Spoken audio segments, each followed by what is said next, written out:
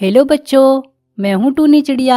आप देख रहे हैं डीएम टूनी टीवी। इस चैनल को सब्सक्राइब करना ना भूलें। ये कहानी कागज के खिलौने बनाकर बेचने वाली गरीब टूनी चिड़िया की है। टूनी चिड़िया अपने पति कालू कौवे और बेटी पिंकी चिड़िया के साथ रामपुर के जंगल में रहती थी। वो रंग बिरंगे कागज से तरह तरह के खिलौने बनाकर जंगल के बाजार में बेचती थी। लो भाइयों, आ गई टूनी कागज के खिलौने वाली। कागज की नाव, कागज के घर, कागज की फूल, कागज की मोर, जो अच्छा लगे वो ले लो। आओ भाइयों आओ, कागज के खिलौने वाली आई। अरे टूनी बहन, ये कागज का घर और नाव कितने का है? अरे दीदी, ना कम ना ज्यादा, सब मिला के 50 रुपया का है। कहो तो दूं? हाँ दे दो टूनी, पूरे जंगल में कहीं भी तेरे जैसे कागज के खिलौने नहीं मिलेंगे। टूनी चिड़िया ऐसे सुंदर खिलौने बनाती थी कि देखने वालों की नजरें उन पर से हटने का नाम तक नहीं लेती थी, और इसलिए उसके खिलौने हाथों हाथ बिक जाते थे। एक दिन टूनी चिड़िया जंगल के बाजार में खिलौने बेच रही थी कि तभी वहां दो कबूतर शहर के जंगल से टूनी चिड़िया के पास आते हैं और उससे कहते हैं, हमारा कागज के खिलौनों का कारोबार है। हमने सुना है कि आपके जंगल में कई चिड़िया और कौवे कागज के खिलौने बनाते हैं, इसलिए हम आपके जंगल में कागज के खिलौने बनाने की एक छोटी सी प्रतियोगिता रखने जा रहे हैं। उस प्रतियोगिता में जो पक्षी प्रथम आएगा, हम उसे हमारी तरफ से 10 लाख का इनाम देंगे। टूनी चिड़िया की दुकान के बराबर में ही सुंदरी कौवे की कागज की खिलौनों की दुकान थी। लाख रुपए का नाम सुनते ही सुंदरी को आवाज आती है, अरे वाह, ये इनाम तो मैं ही जीतूंगी। वैसे भी सेठ जी से तो मेरी अच्छी खासी जान पहचान है। उनसे कहकर मैं इस टूनी को प्रतियोगिता में हिस्सा नहीं लेने दूंगी, और फिर ये लाख रुपए का इनाम तो मैं ही जीतूंगी। सुंदरी कौवे बिल्लू सेठ के घर जाती है और उसको सारी बात बताती है। नाम है भिल्लू, काम करो टिल्लू, तू फिक्र मत कर सुंदरी, मैं उस टूनी से बात करता हूँ। वैसे भी उसके पति पर मेरा बहुत कर्जा है, वो मेरी बात नहीं टालेगा। हाँ चल अब तू मेरे साथ उसके घर। इतना कहकर बिल्लू सेठ और सुंदरी कौवी टूनी चिड़िया के घर जाते हैं। अरे सेठ जी, आप आइए आइए। नाम है भिल्लू, काम करूं टिल्लू।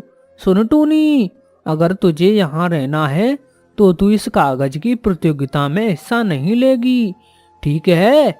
अगर तूने लिया तो मैं तेरे घर को आग लगा दूंगा और इस जंगल से भी बाहर फेंकवा दूंगा। इतना कहकर वो दोनों टूनी चिड़िया के घर से चले जाते हैं। वहीं टूनी चिड़िया डरने के बजाय उसका विरोध करने पर उतर आती है और अपने पति कालू कौवे से कहती है, अरे हम क्या उसके बाप का खाते हैं जो हम उसकी धमकी से डर जाएं? मैं उस प्रतियोगिता में भाग जरूर लूंगी, फिर देखती हूँ कौन रोकता है। नहीं टूनी, तुम मान जाओ, तुम उसमें हिस्सा मत लो, सेठ का काम हमसे बर्दाश्त ना होगा।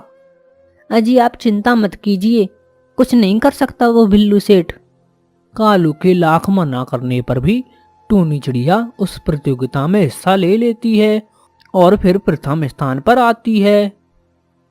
हमें आपके बनाए पेपर के खिलौने बहुत पसंद आए, तो इसलिए अब आप हमारे लिए खिलौने बनाएंगी और ये रहा आपका 1 लाख का इनाम। बधाई हो। बिल्लू सेठ को जब इस बात का पता चलता है तो उसका खून खौल उठता है और वो टूनी चिड़िया से दुश्मनी करने लगता है। नाम है बिल्लू, काम करूं टिल्लू, हमारे लाख मना करने पर भी नहीं मानी ये टूनी। अब देखना मैं इसके साथ इतना बुरा करूंगा कि इसकी रूह भी कांपने लग जाएगी। बिल्लू सेठ का एक भला पंछी हरिया तोता टूनी को सारी बात बताता है। फिर टूनी चिड़िया और कालू कौवा अपनी पत्नी को लेकर पास वाले जंगल में जाता है। नाम है बिल्लू, काम करो टिल्लू। कहाँ गए सब की सब? सुनो पंछियों, आग लगा दो इसके घर में। ये कहते ही उसके पंछी टूनी चिड़िया के घर में आग लगा देते हैं। वहीं टूनी चिड़िया और कालू कौआ अपने लिए घर ढूंढने लगते हैं। जंगल में थोड़ी दूर जाने पर उन्हें एक घायल पंछी मिलता है जो दर्द में चिल्ला रहा होता है। कोई है, मुझे बहुत भूख लगी है, कोई कुछ खाने को दे दो, मैंने कई दिनों से कुछ नहीं खाया है। उसकी आवाज सुनकर टूनी चिड़िया और कालू कौआ वहां पहुंचते हैं। क्या हुआ आपको माँ जी, आपको चोट कैसे लग गई? बेटा, मैं अपने बच्चों के लिए दाना लेने जा रही थी कि तभी रास्ते में मुझे कुछ शिकारी पंछी मिल गए और उन्होंने मेरा ये हाल कर दिया। फिर टूनी चिड़िया अपनी पोटली में से कुछ दाने निकालती है और उस बूढ़ी माँ को देती है। फिर बूढ़ी माँ दाना खाकर टूनी से कहती है, टूनी बेटा, तुम एक भली चिड़िया हो और मैं तुम्हारे दिल को देखकर बहुत खुश हुई। तुमने अपनी भूख की परवाह नहीं की और मुझे दाने दे दिए। इसलिए सुनो टूनी, तुम कागज के खिलौने बनाती हो ना, आज से तुम्हारे हाथों में वो जादू होगा कि तुम अपने मन से जो सोचकर किसी कागज को छुओगी तो वो कागज वैसा ही बन जाएगा। इतना कहकर वो बूढ़ी चिड़िया वहां से गायब हो जाती है और टूनी चिड़िया खुशी से फूले नहीं समाती है और वो इधर उधर से ढेर सारे कागज इकट्ठे करने में लग जाती है।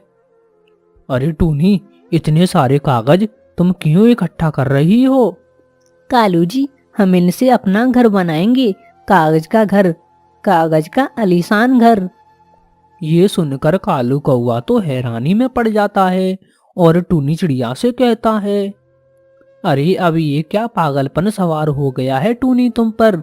भला कागज का घर तो पानी में गल सकता है, आग में जल सकता है और तूफान में तो उसका पता नहीं क्या क्या हो सकता है। अजी आप देखते जाइए, ऐसा कुछ भी नहीं होगा। ये कहकर टूनी चिड़िया दिन रात कागज का घर बनाने में लगी रहती है और एक आलीशान और शानदार घर बना लेती है।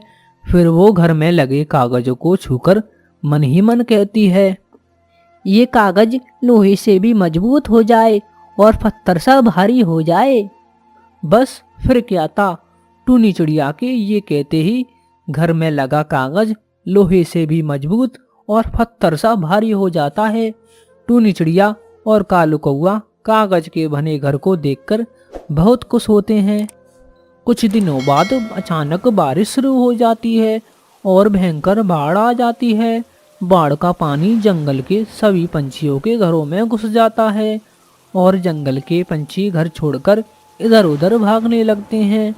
बिल्लू सेठ की हवेली भी बाढ़ से नहीं बच पाती, मगर टूनी चिड़िया का कागज का घर बाढ़ में भी बड़ी शान से खड़ा रहता है। फिर टूनी चिड़िया और कालू कौआ अपनी बेटी पिंकी के साथ कागज के बने घर में खुशी खुशी रहने लगते हैं। रामपुर के जंगलों में टूनी चिड़िया अपनी बेटी सुनहरी के साथ एक पेड़ पर रहती थी और उसी जंगल में कालू नाम का कौवा भी रहता था, जो सभी पंछियों को परेशान किया करता था और जंगल में भीषण गर्मी पड़ रही थी। मम्मा मम्मा, बहुत गर्मी लग रही है, बारिश कब होगी मम्मा? बेटी, अभी बारिश का मौसम आने में समय है। बिटिया, तू मेरे पास आ, मैं तुझे पंखे से हवा कर देती हूँ बेटा, तुझे राहत मिलेगी। लेकिन टूनी की बेटी को तो बहुत गर्मी लगती है और वो टूनी से कहती है, मम्मा मम्मा, चलो ना, नदी किनारे चलते हैं, वहाँ पर ठंडी ठंडी हवा चलती है और हम वहाँ पर ठंडा ठंडा पानी भी पी लेंगे। टूनी अपनी बेटी की बात मान लेती है और वो अपनी बेटी को लेकर नदी किनारे पहुँच जाती है और इस तरह से सुनहरी चिड़िया अपनी माँ टूनी के साथ नदी किनारे बहुत देर तक बैठी रहती है कि अचानक बारिश होने लगती है। सारे पंछी बारिश का आनंद ले रहे थे और बारिश धीरे धीरे विकराल रूप लेती जा रही थी। बेटा जल्दी चलो, नहीं तो हम लोग रास्ते में फंस जाएंगे। बारिश ने विकराल रूप ले लिया है बेटा, जल्दी चलो। फिर टूनी चिड़िया अपनी बेटी के साथ जल्दी जल्दी घर लौटती है, और जब वो अपने घर लौटती है तो वो देखती है, अरे माँ, अपना घर कहाँ है माँ? अपना घर कहाँ है मम्मा? बेटा लगता है बारिश की वजह से अपना घर टूट गया। हे भगवान, ये तूने क्या किया मुझ गरीब के साथ? गर्मी से तो तूने हम सबको बचा लिया, लेकिन मेरा घर तोड़ दिया। तुझको क्या मिला? अब मैं अपनी बेटी को लेकर इतनी तेज बारिश में कहाँ जाऊं? टूनी चिड़िया बारिश में अपनी बेटी के साथ छिपने की जगह तलाशने लगती है। मम्मा मम्मा, वो देखो बिट्टू अंकल का घर। चलो मम्मा, हम उनसे मदद मांगते हैं। चलो ना। बिट्टू अंकल, ओ बिट्टू अंकल, दरवाज़ा खोलो बिट्टू अंकल। मैं और मेरी माँ पानी में भीग रहे हैं, हमारा घर टूट गया है अंकल। अरे क्या है, क्यों परेशान करने आ गए हो? यहाँ कोई मैंने धर्मशाला नहीं खोली है जो मैं सभी को अपने घर में आने दूं। जाओ यहाँ से, कहीं और जाकर रहने की जगह तलाशो। पता नहीं कहाँ कहाँ से आ जाती हैं। टूनी चिड़िया बिट्टू की ये सारी बातें सुनकर वहाँ से अपनी बेटी को लेकर चली जाती है, और बहुत देर तक दोनों बारिश में रहने का ठिकाना ढूंढते रहते हैं कि थोड़ी देर बाद उन्हें एक कुटिया दिखाई देती है। लगता है वो कोई साधु महात्मा की कुटिया है। चलो हम लोग वहाँ चलते हैं, आज रात हम वहीं पर रहेंगे बेटा। दोनों माँ बेटी महात्मा की कुटिया पर जाते हैं, और वो देखते हैं कि महात्मा जी ध्यान में बैठे हैं। वो उनका ध्यान से बाहर आने का इंतजार करती हैं। क्या हुआ चिड़िया रानी, तुम परेशान लग रही हो?